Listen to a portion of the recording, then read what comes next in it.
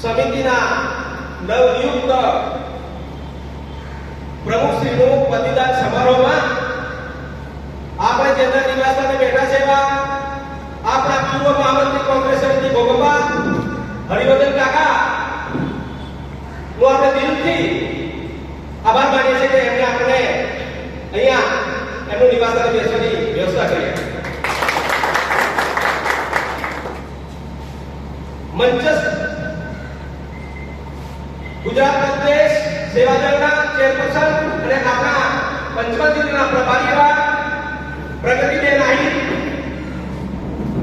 એમની સાથે બધા